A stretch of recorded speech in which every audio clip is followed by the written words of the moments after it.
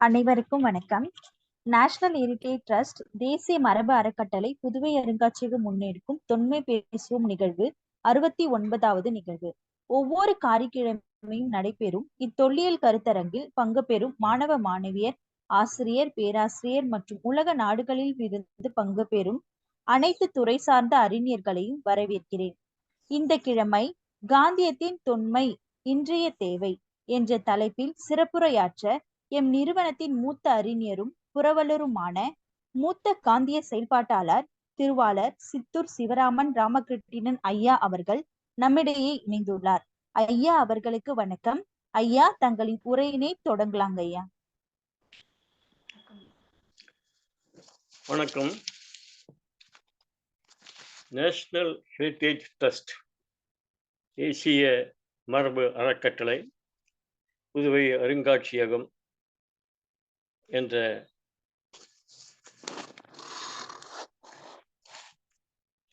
ஆகியவை தொன்மை பேசுவோம் என்ற இந்த பன்னாட்டு இணைய நிகழ்ச்சியில் நான் பேசுவதற்கு மிக்க பேறு பெற்றவனாக எனது மகிழ்ச்சியையும் வணக்கத்தையும் தெரிவித்துக் கொள்கிறேன்.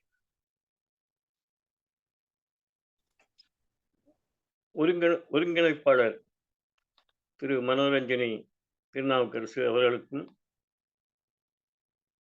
மற்றும் உள்ள காந்திய அன்பர்களுக்கும் பேராசிரியர்களுக்கும் இதை காணும் காணொளி அன்பர்களுக்கும் என் நஞ்சார்ந்த வணக்கத்தை தெரிவித்துக் கொள்கிறேன். காந்தியின் தொன்மை இன்றைய தேவை, இந்த தலைப்பே ஒரு புதுமையாக இருக்கிறது, வித்தியாசமாகவும் இருக்கிறது. தொன்மை என்றால் பழமை என்று பொருள் என்று நான் நினைக்கிறேன். தொன்மை இன்றைக்கு தேவை, இன்றைக்கு தேவை என்பது நிகழ்காலம். காந்தியை தொன்மையான காந்தியம் புதுமையாக எவ்வாறு தேவைப்படுகிறது என்று பொருள் கொண்டு என் அறிவிற்கு பட்ட சில கருத்துக்களை சொல்ல விளைகிறேன். சொல் போனால் பல் போனால் சொல் போற்று என்று சொல்வார்கள். எனக்கு அகவை 90 ஆகிறது, பல் 10 தான் இருக்கிறது. ஆகையால் சில சொற்கள் உங்கள் காதில் சரியாக விடவில்லை என்றால் என்னை மறுபடியும் கேளுங்கள், என்ன சொன்னீர்கள் என்று. காந்தியடிகள் ஒரு அற்புதமான மனிதர்.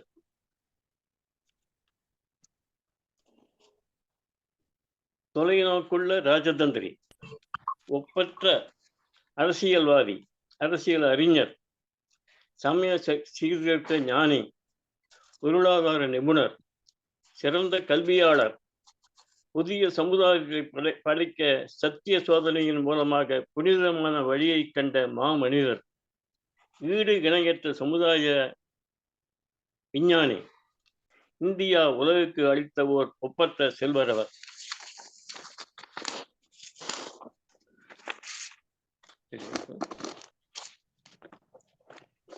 இன்னும் கூறப்போனால் மக்களின் முன்னேற்றத்திற்கு எவையெல்லாம் தடையாக இருந்ததோ அவற்றையெல்லாம் எதிர்த்து மகத்தான புரட்சி செய்த உன்னதமான புரட்சி வழி மகாத்மா காந்தி. துடிப்பிடித்த சமூக கோட்பாடுகளை இன்றைய தேவைக்கு ஏற்ப மாற்றுவதற்கு பாடுபட்டவர். அதற்கு தடையாக இருப்பவைகளை எதிர்த்து மானிட வர்க்கத்திற்கு விடுதலை அளிக்க தொடர்ந்து போராடிய வீரர். காந்திஜியின் தொன்மை. காந்திஜி எந்த தத்துவத்தையும் புதிதாக அறிமுகப்படுத்தவில்லை. ஆதிசங்கரர், ராமானுஜர், மத்வர், புத்தர், இயேசுபிரான், நபிகள் நாயகம், திராஸ்டர், இன்னும் பின்னாலே வந்த ஏராளமான ஏராளமான மகா புருஷர்களை எல்லாம் தொன்மையானவர்களின் தத்துவங்களைத்தான் கூறினார். அவர்கள் கூறிய தத்துவங்களைத்தான் காந்திஜி கூறினார். அதே போல பகவத்கீதை, ராமாயணம் போன்ற தொன்மை நூல்களின் வழிகாட்டியபடி வாழ முற்பட்டார். காந்திய தத்துவங்களை நிர்மாண திட்டம் என்று பயன்படுத்தினார். இவை ஒரே நாளில் வந்தவை அல்ல. பல்லாண்டு அனுபவத்தினால், காந்திஜியுடைய அனுபவங்களினால் அவர் கொண்டு வந்தவை. காந்திஜியின் சுதந்திர போருக்கு இந்த நிர்மாண திட்டங்கள் தான் அடிப்படையாக இருந்தன. இவை 1941 அவர் கொண்டு வந்தார். அவை எவை என்று சிறிது சிந்திப்போம்.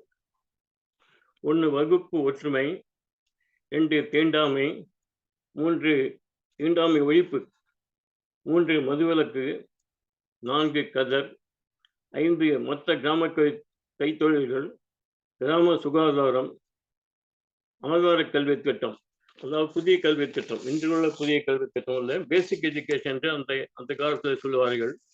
முதியோர் கல்வி, பெண்கள் முன்னேற்றம், சுத்தம் சுகாதாரம் குறித்த கல்வி, அதாவது எஜுகேஷனல் ஹெல்த் அண்ட் ஹைஜீன், பிராந்திய மொழி, அதாவது ப்ரொவின்சியல் லாங்குவேஜ், தேசிய மொழி, பொருளாதார சமன்பாடு, ப்ரமோஷன் ஆஃப் எக்கனாமிக் ஈக்குவாலிட்டி என்றதை சொல்வார்கள். பின்னர் 1945 கீழ்கண்டவற்றையும் சேர்த்தார்.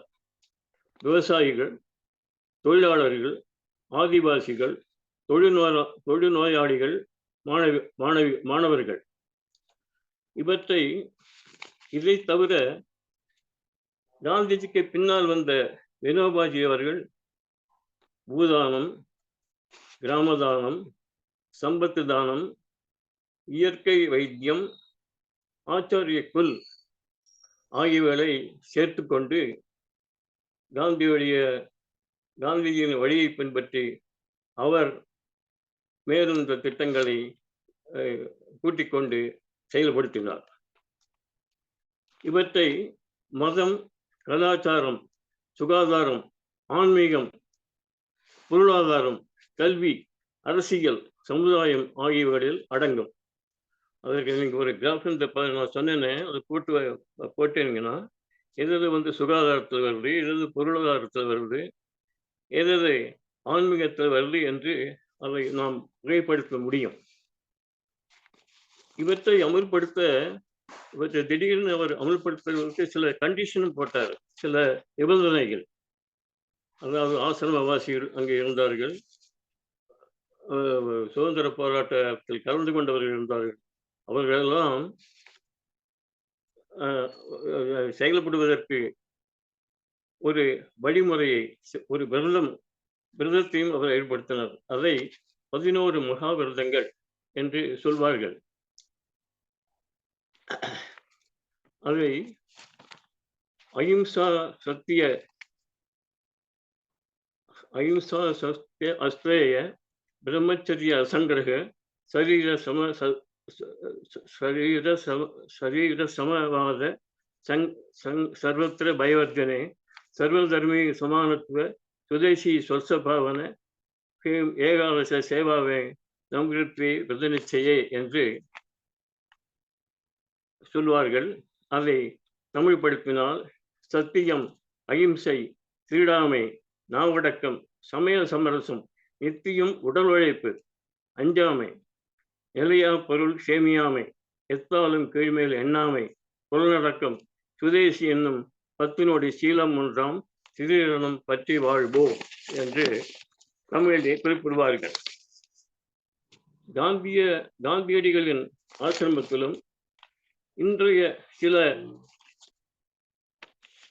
காந்திய நிறுவனங்களும் இன்றும் இந்த வருடங்களை சொல்லி கடைபிடித்து வருகிறார்கள்.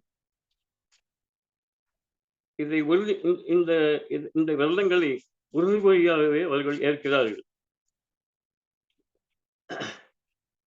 எண்ணத்தில் உள்ளதை வாய்விட்டு உறுதியாக கூறும் பொழுது அல்லது எண்ணமும் திண்மையாகிறது.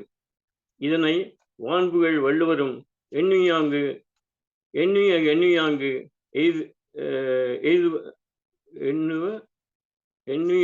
எய்துவர் எண்ணியல் திண்ணிகளாக பெறின் என்கிறார்.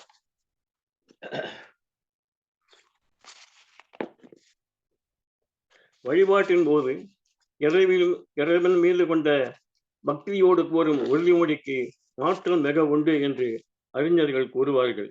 இதையே பாரதியார் பக்தியினாலே இந்த பாடலில் எய்திடும் மேன்மைகள் கோடி, பக்தியினாலே இந்த பாடலில் எய்திடும் மேன்மைகள் கோடி, சித்தம் தெளியும் இங்கு செய்கை அனைத்திலும் செம்மை பிறந்திடும், இங்கு செய்கை அனைத்திலும் செம்மை பிறந்திடும் சித்தம் தெளியும், வித்தைகள் சேரும் நல்ல வீரர் உறவு கிடைக்கும், மனத்தடை தத்துவம் உண்டாகும், நெஞ்சில் சஞ்சலம் நீங்கி உறுதி விளங்கும் என்று பாடியிருப்பதை நினைவு கூறலாம்.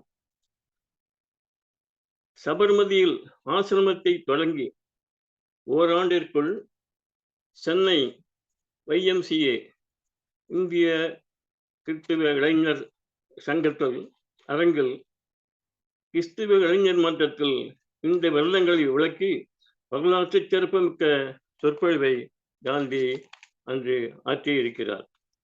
பின்னர் 1930ஆம் ஆண்டு என்று நினைக்கிறேன், எரவாடா சிறையில் காவலில் இருந்த பொழுது சத்தியாகிரக ஆசிரமவாசிகளுக்கு வாரந்தோறும் வெள்ளங்களை விளக்கி கடிதங்கள் எழுதி கொண்டிருந்தார்.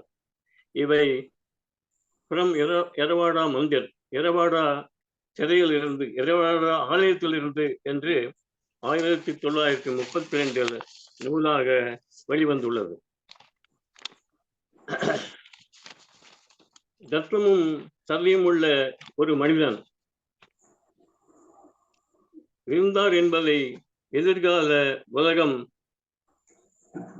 நம்ப மறுக்கும் என்று அணு விஞ்ஞானி ஐன்ஸ்டீன் அவர்கள் கூறியிருக்கிறார்கள். அமெரிக்க கருப்பின மக்களின் விடுதலைக்காக போராடிய மார்ட்டின் லூதர் கிங் ஜூனியர் அவர்கள் இந்தியாவுக்கு வந்தார். வந்து பல இடங்களுக்கும் அவர் சென்று வந்தார். பல காந்திய நிறுவனங்களுக்கும் சென்றார். காந்திய சிந்தனையாளர்கள் எல்லாம் சந்தித்தார். பின்னர் அவர் அமெரிக்கா திரும்பவும் டில்லி வானொலி நிலையத்திலே அவர் ஒரு பேட்டி கொடுத்தார். இந்தியாவில் பலர் எண்ணுகின்றனர், காந்தியின் பணி சுதந்திரம் வாங்கியவுடன் தீர்ந்துவிட்டது, முடிந்துவிட்டது என்று இந்திய மக்கள் நினைக்கிறார்கள். உண்மை அதுவல்ல. காந்தி எதிர்காலத்துக்கு ஆனவர். இந்தியாவுக்கும் சரி, உலகத்துக்கும் சரி, எதிர்காலத்தில் அவர் மிகவும் தேவைப்படுவார் என்று கூறினார். அது மட்டுமல்ல, அவர் தன் சுயசரிதையில், அதாவது மார்ட்டின் லூதர் கிங் தன்னுடைய சுயசரிதையில் YMCA பற்றிய தெளிவை காந்தி கிராமத்தில் தங்கி அதன் நிறுவனங்களில் ஒருவரான ஜி ராமச்சந்திரனிடம் பெற்றுக்கொண்டு என்னுடைய போராட்டத்தை வடிவமைத்தேன் என்று எழுதியுள்ளார். ஆக ஒரு காந்தியவாதிகளிடமிருந்து ஒரு எவ்வாறு போராட வேண்டும், அமைதியாக எவ்வாறு போராட வேண்டும் என்பதை மார்ட்டின் லூதர் கிங்கே பெற்றார் என்பது வியப்பிற்கு உரியது. நெல்சன் மண்டேலாவும் அதைத்தான் கூறினார். இயேசுவிடம் இருந்து காந்தியுடைய அந்த வழியை நான் காந்தியிடம் இருந்து பெற்றேன் என்று நெல்சன் மண்டேலாவும் கூறுகிறார். முன்னேற்ற பாதைக்கு பதில் ஒரு மாற்றுப்பாதை தேடுவேன் என்றும் சொன்னார். காந்திஜி பல நேரங்களில் உண்ணாவிரதங்கள் இருந்திருக்கிறார். அவர் உண்ணாவிரதம் இருக்கும் போது கூட ஒரு கட்டுப்பாடு, இத்தனாம் தேதி நான் உண்ணாவிரதம் இருக்கப் போகிறேன், இதற்காக இருக்கப் போகிறேன் என்று சொல்லி அதை முன்னறிவிப்பு செய்துதான் அவர் எப்பொழுதும் அந்த உண்ணாவிரதத்தை அவர் ஆரம்பிப்பார். அவர் பல உண்ணாவிரதங்கள் நடத்தியிருக்கிறார். அது முக்கியமானது.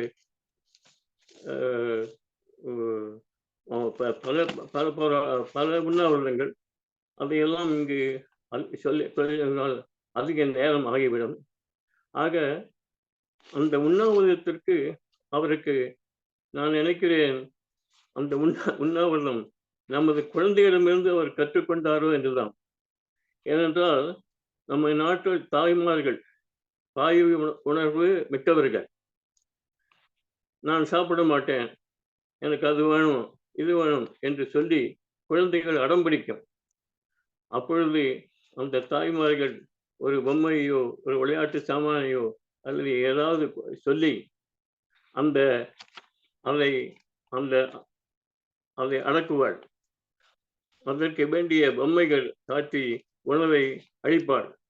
ஆக இது ஒரு தேசிய குணமாக இந்தியாவில் இருக்கிறதோ என்று கூட எனக்கு அதைத்தான் காந்திக்கும் அந்த குணம் இருந்திருக்கிறது என்று நினைக்கிறேன்.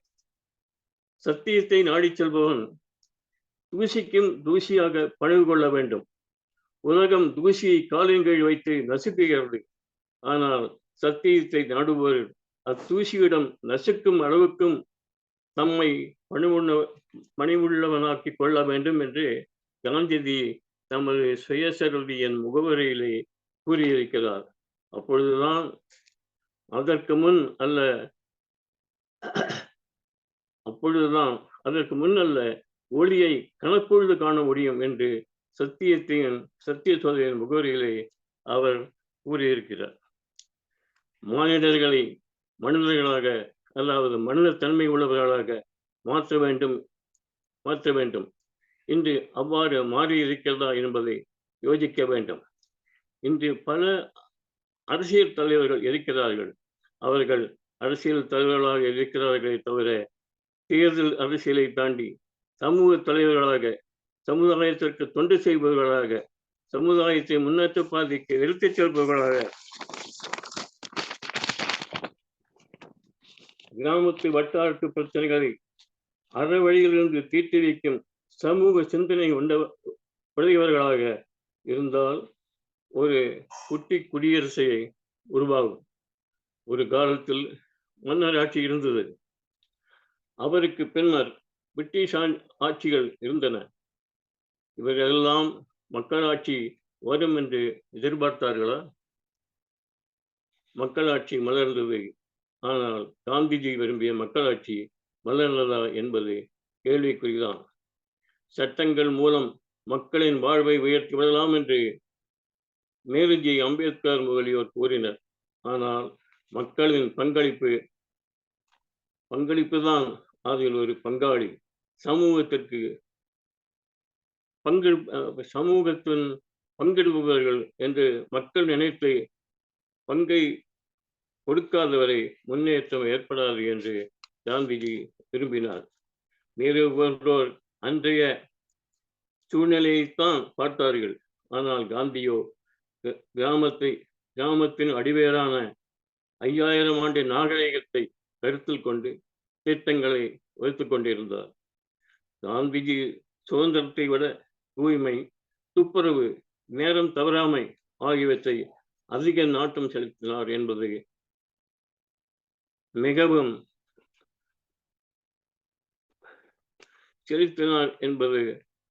மிகையல்ல. வெள்ளையரை எதிர்த்து போராடிய காலத்தை விட தன்னுடைய நேரத்தை மக்களோடு போராடிய காலமே அதிகம் என்பார்கள்.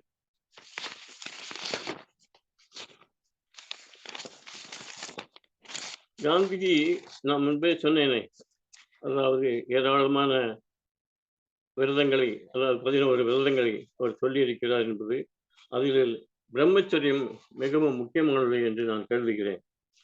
சுதந்திரம் பெற்ற போது பாகிஸ்தான் 40 கோடி மக்கள் இருந்தார்கள். பாகிஸ்தான் பிறந்தவுடன் 30 கோடியாக இருந்தது.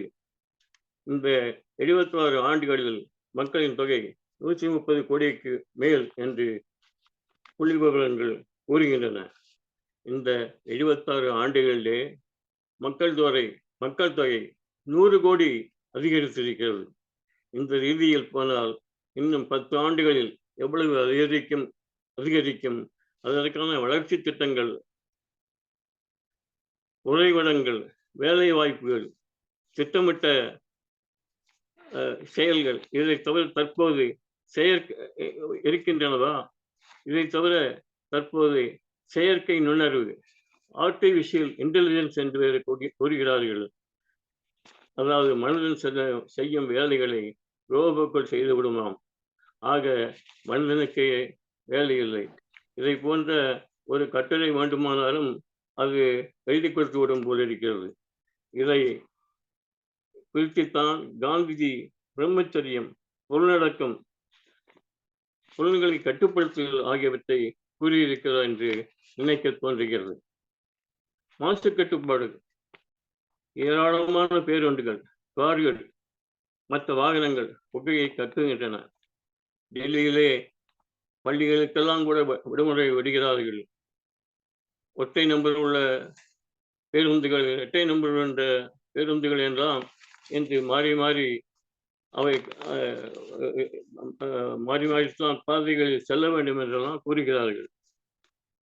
ஒரு 707 போயிங் விமானம் 10 நிமிடத்திற்கு 1 டன் பெட்ரோலை எரித்து 1.3 டன் தண்ணீர் ஆவியும் 3.2 டன் கார்பன் டை ஆக்சைடையும், மோனோ ஆக்சைடையும் மற்ற வாயுக்களையும் வெளியில் விடுவதாக ஒரு அறிக்கையில் பார்த்தேன். இவை விவசாயத்தையும், மரம், செடி கொடிகளையும் பாதிக்கின்றன, மனிதனையும் பாதிக்கிறது. மேல்நாடுகளில் ஆசிட் மழை பெய்வதாக முன்பு செய்திகள் வந்து கொண்டிருந்தன. காடுகள் மனிதனுக்கு பிராணவாயுவை கொடுக்கிறது. அவற்றை ஒரு நிமிடத்திற்கு 32 ஹெக்டார் வீதம் அதை மக்கள் தினமும் அழித்துக் கொண்டிருக்கிறார்கள் என்று 20 ஆண்டுகளுக்கு முன்னாலேயே செய்திகள் வந்து கொண்டிருந்தன. இவ்வாறு அதை தவிர இரண்டாவது உலகப் போர் நடந்தபோது அழிந்த நகரங்கள் நாகசாகி, ஹிரோஷிமா போன்றவைகள் இன்னும் புனரமைப்பில் இருக்கின்றன. அந்த அணுகுண்டு பயமுறுத்தல்கள் இன்னும் இருக்கின்றன. இவற்றையெல்லாம் தான் காந்திஜி எதிர்பார்த்து அவர் கிராம குடியரசு இருக்க வேண்டும் என்று அவர் விரும்பினார். அந்த கிராமத்திலே அந்த எவ்வாறு இருக்க வேண்டும், கிராமம் சிறுசான கிராமம், அதிலே நல்லவனாக, மக்களுக்கு சேவை செய்பவனாக, கிராமத்தினுடைய பிரச்சனைகளை தீர்ப்பவனாக, மற்ற எல்லா உள்ளவர்களைத்தான் தேர்ந்தெடுக்க வேண்டும் என்று சொல்லி, அவ்வாறு அமைந்தால் அது சிறிய கிராம குடியரசாக, ஏன் ஒரு குட்டி மகாத்மாவாக கூட அவன் இருக்கலாம். அவ்வாறு இருந்தால் தேசம் மிக்க நல்ல நிலையில் இருக்கும் என்று அவர் விரும்பினார். அவையெல்லாம் என்று நமக்கு வரும் என்று நாம் எண்ணி பார்க்க வேண்டும். நான் என்னுடைய நண்பர் ஒருவர்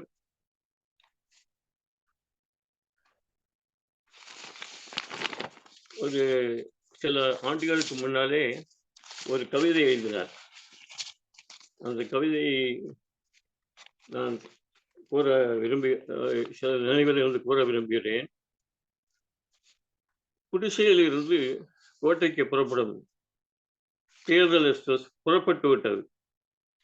இது திருட்டு, புரட்டு, லஞ்சம், வஞ்சம், கொள்ளை முதலிய ஸ்டேஷன்கள் வழியாக சென்று கோட்டையை அடையும். நீதி, நேர்மை, அன்பு, அகிம்சை, கருணை, கண்ணியம் முதலிய ஸ்டேஷன்களில் நிற்காது. ஒரு காலத்தில் கௌரவ சபையில், அதாவது கௌரவம் மிக்க இருந்த சட்டமன்றங்கள் இன்று கௌரவ சட்டசபையாய் மாறிவிட்டன. என்னை பாராளுமன்றத்துக்கு தேர்ந்தெடுத்தால் பாராளுமன்றம் நடக்காமல் பார்த்துக் கொள்வேன். இவையெல்லாம் வெறும் துணுக்குகள் அல்ல, நெஞ்சை துடிக்க வைக்கும் இடிய ஓசைகள் என்று நான் நினைக்கிறேன். அது மட்டுமல்ல,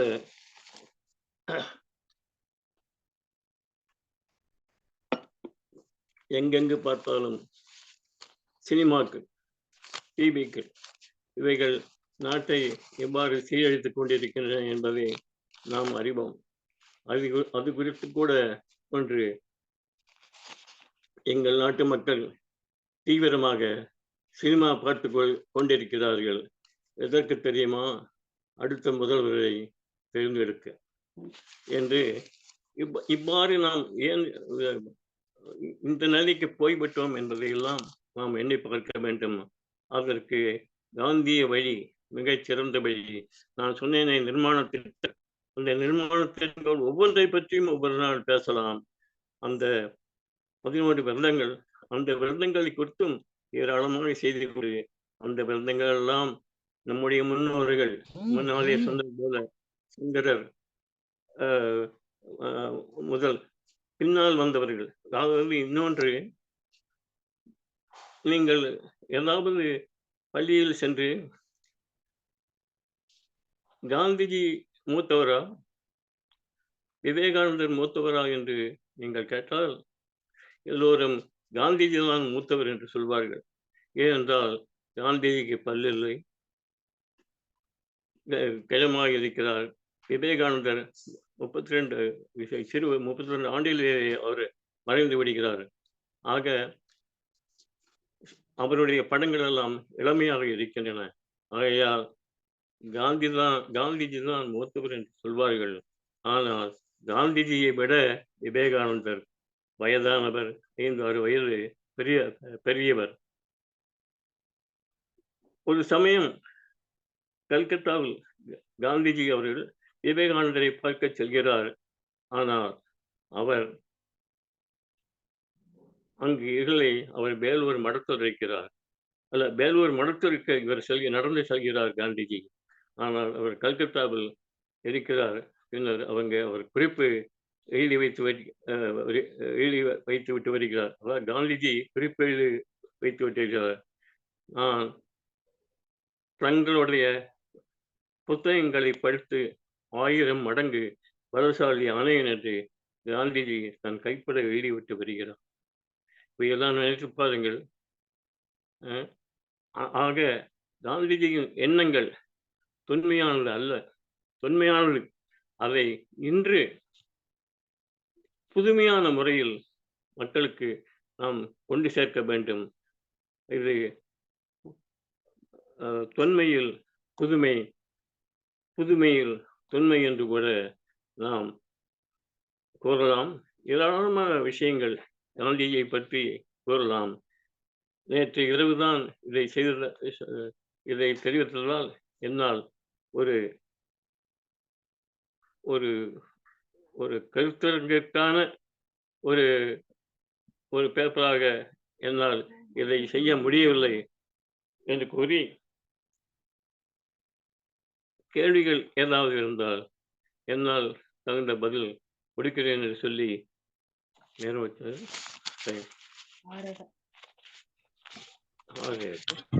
ஐயா அவர்களுக்கு நன்றி. பங்கேற்பாளர்கள் ஏதேனும் கேள்விகள் இருப்பின் ஐயாவிடம் கேட்டு தெளிவு பெறலாம்.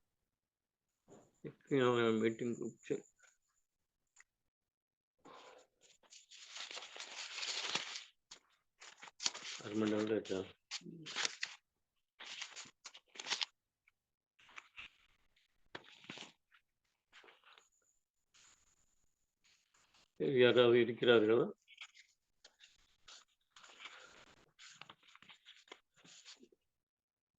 மற்றொன்று, காந்திஜி 1942 காங்கிரஸை கலைத்துவிட்டு அதை லோக் சேவக் ட்ரஸ்ட், அதை ஒரு மக்கள் இயக்கமாக இருக்க வேண்டும் என்று விரும்பினார்.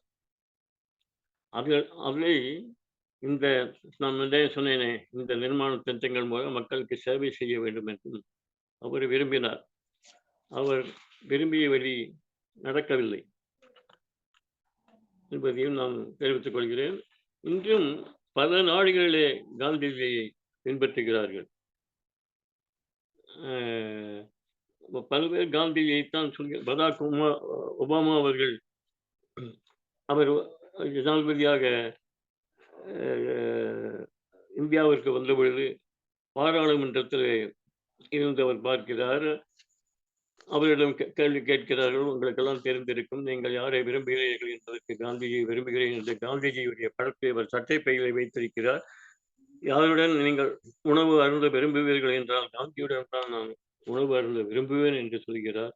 இவ்வாறு ஏராளமான செய்திகள்லாம், எத்தனையோ செய்திகள், குழந்தைகளுக்கான செய்திகள், மாணவர்களுக்கான செய்திகள், பெண்களுக்கான செய்திகள்.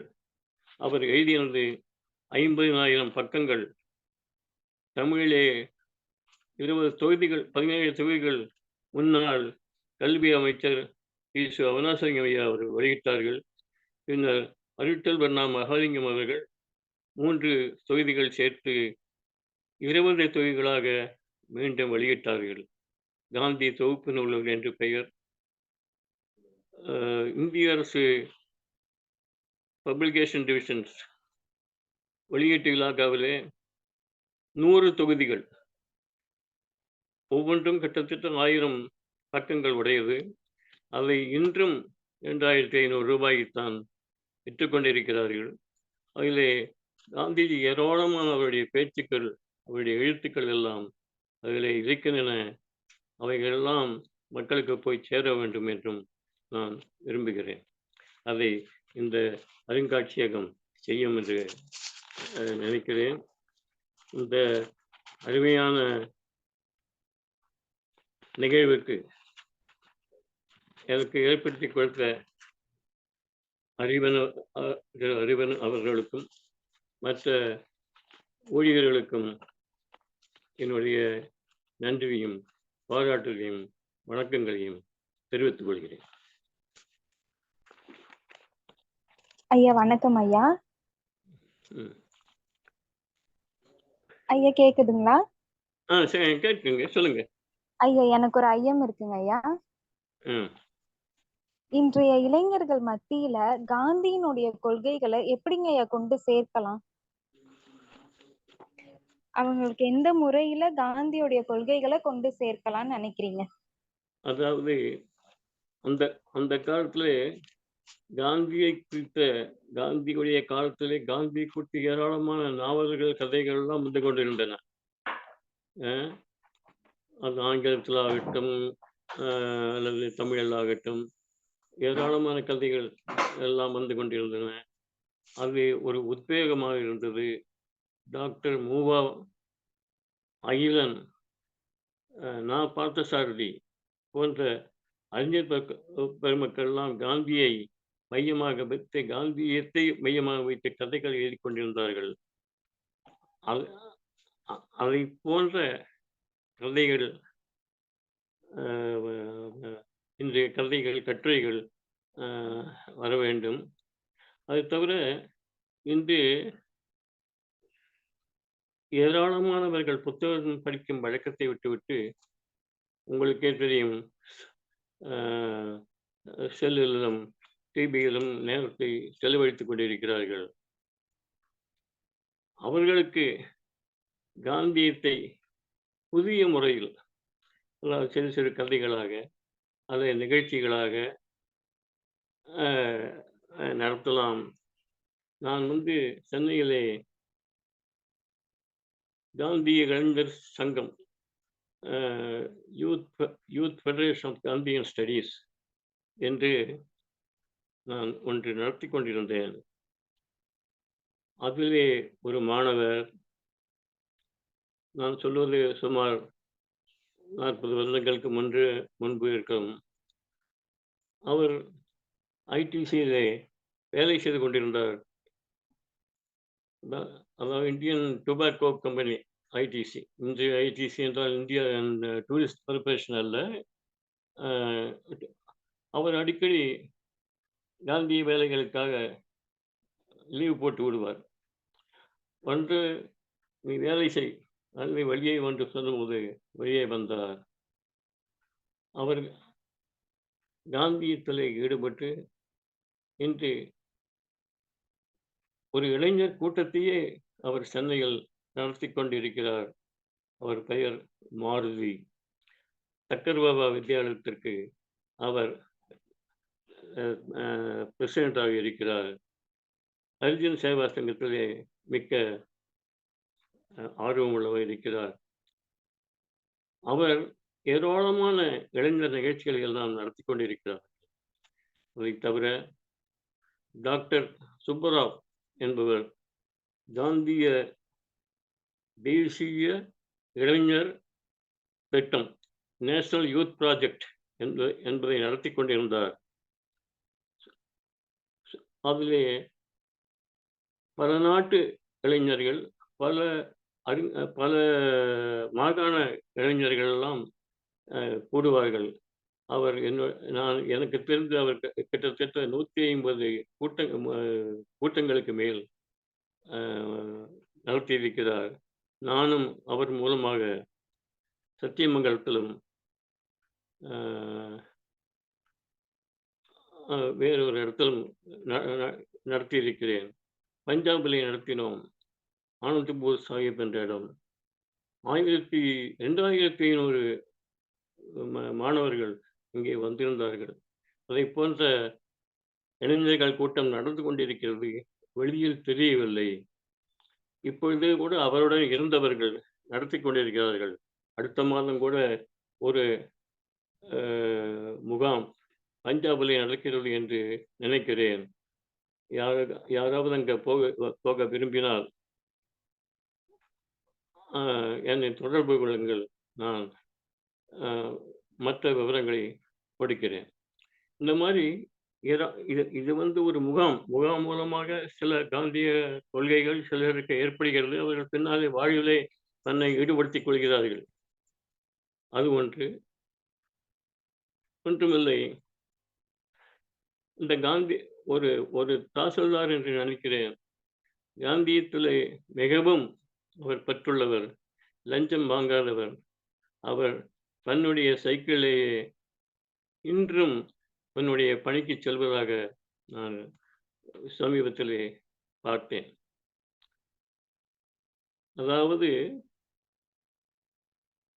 ஒருத்தர் ஒரு மனுவை கொடுக்கிறார் ஒரு அரசாங்க அதிகாரிகளும்.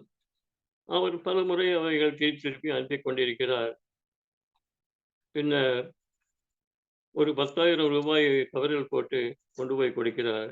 ஆக இப்பொழுதுதான் உனக்கு நேர்வழி தெரிகிறதா என்று கேட்கும் காலத்தில் லஞ்சமே வாங்காமல் காந்தியத்தை புரிந்து கொண்டு படித்துக் கொண்டு வாழ்வை நடத்தி கொண்டு போய் ஏராளமானவர்கள் இருக்கிறார்கள். அவர்களை பற்றி அதிகமாக உலகுக்கு தெரியவில்லை. இதுதான் ஏராளமான பேர்கள் இருக்கிறார்கள். எவ்வளவோ நன்மைகளை செய்து கொண்டிருக்கிறார்கள். ஆக இளைஞர்களை ஈர்ப்பதற்கு அங்கங்கே சிறு சிறு குழுக்கள் அமைக்க வேண்டும். மற்றவர்களை அழைக்க வேண்டும். வாரத்திற்கு ஒரு நாள், மாதத்திற்கு ஒரு கூட்டம் போட்டால் கூட ஓரளவாவது அவர்கள் புரிந்து கொள்வார்கள் என்று நினைக்கிறேன். நன்றிங்க ஐயா. நன்றி உரையினை வழங்க புதுவை அருங்காட்சியக ஆராய்ச்சி நூலகத்தின் நூலகர் செல்வி சீவாவேலு அவர்களை அழைக்கிறேன். அனைவருக்கும் வணக்கம். ஒவ்வொரு காரிக்கிழமையும் தொடர்ச்சியாக நடைபெற்று வரும் தொன்மை பேசுவோம் என்ற வரலாற்று இணையவழி கருத்தரங்கில் இந்நாள் 69வது நிகழ்வில் காந்தியின் தொன்மை இன்றைய தேவை என்ற தலைப்பில் அருமையாக சிறப்புரை ஆற்றிய எமது புதுவை அருங்காட்சியக புரவலர், மூத்த காந்திய செயற்பாட்டாளர் திருவாளர் சித்தூர் சிவராமன் ராமகிருஷ்ணன் ஐயா அவர்களுக்கு எமது புதுவை அருங்காட்சியகம் சார்பில் நன்றியை தெரிவித்துக் கொள்கின்றேன். மேலும் ஒவ்வொரு கருத்தரங்கு நிகழ்விலும் இடைவிடாது பங்கேற்று வரும் அறிஞர் பெருமக்களுக்கும், பேராசிரியர்களுக்கும், மாணவர்களுக்கும் மற்றும் சான்றோர் அனைவருக்கும் எனது நன்றியினை தெரிவித்துக் கொள்கின்றேன். நன்றி, வணக்கம். வணக்கம்.